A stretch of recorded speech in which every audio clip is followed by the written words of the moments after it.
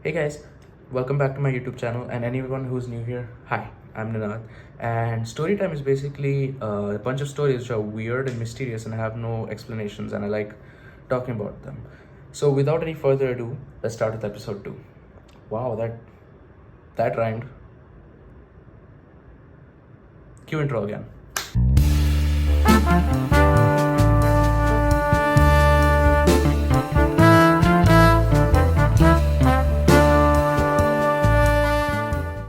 So this story is, I don't remember how long ago this was, but it was a few years back. I think I was in the 9th or 10th grade, where me and my friend, I won't take his name.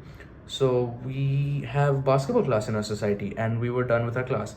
And we were walking around on the walking track, which is around all the amenities in our society, which is like the swimming pool, the playground, and the main cricket ground, which is like a huge grass field where children play. So it was pretty late. It was 8:30, 8:45, and eventually, like, that was the time when all the kids went home, but we could still hear a few kids playing on the playground and also in the park. So we were walking around, and in one part of the walking track, you at right, there's a room. It's like a hallway towards a room, which is the pump room of the swimming pool, which has all the machinery for like all the chlorine machines or something like that. And that itself is quite scary because you can hear the noise of the pump room, like engines, like the pump is on, or like you can hear like machinery inside, which is kind of scary at night pretty much, and it's really dark in there. So we were walking around at around 8:30, 8:45, and we were just taking rounds of the inner track, like just we were just talking and we were just taking rounds. And I distinctly remember because we were carrying our basketballs in our hand, and we needed a place to sit because we were really tired after playing. So we were like, let's take one last round and we'll go sit under the building, like in the lobby of some building. And we were just talking, and we noticed like an old man was walking behind us. And we stopped multiple times, and we thought that, hey, we should let him cross because he was an old uncle. So we were like, we should let him cross. And he was, I don't remember, he was wearing like pajamas, like not joggers, but like pajamas and like a striped t-shirt, not t-shirt, but like a collared t-shirt. So like pretty much old people clothes. And he was walking behind us, and every time we stopped, like we looked back, and I think he was on his phone or something, because I remember seeing his hand like this. So we were like, we didn't pay much attention, and we continued walking. And there's a cross section where there's like a lamp post, and we stopped there and we looked back, and we didn't really notice him. We thought that maybe on one of the benches towards that area he must have sat and was talking on his phone, like pretty much normal.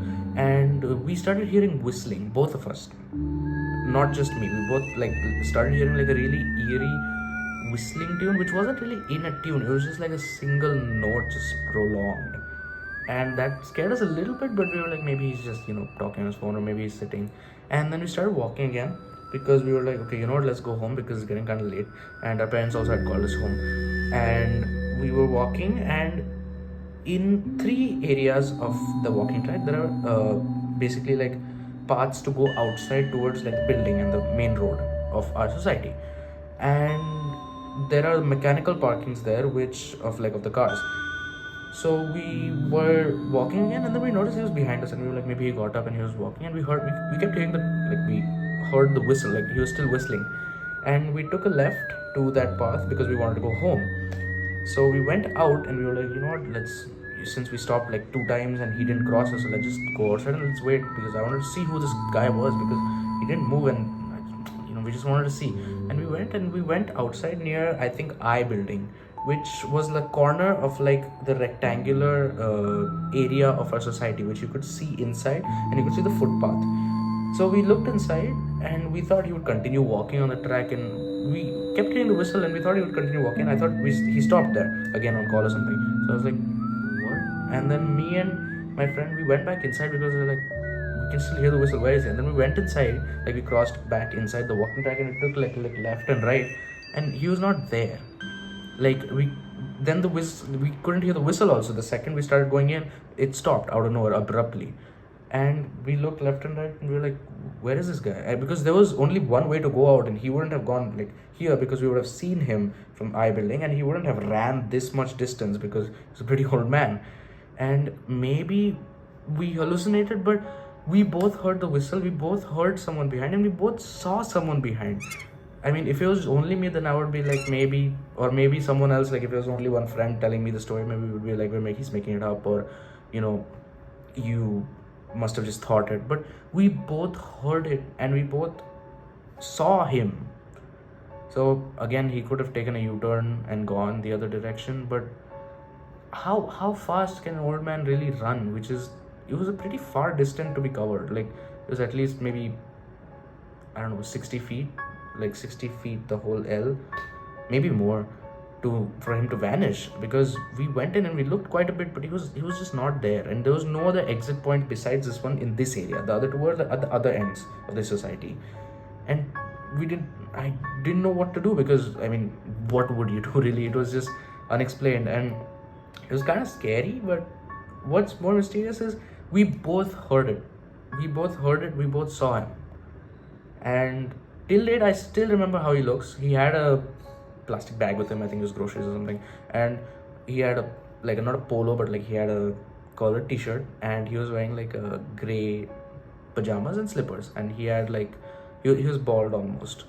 So it was a pretty weird story, and there was no follow-up, or what follow-up. It just happened, and we let go of it because like we were kids and we didn't really think. But I remembered the story because I was walking on the ground the other day, but I realized that it was quite scary, but it's a really eerie story. Anyways, that was the end of this story, and if you would like to see more, I will think of more.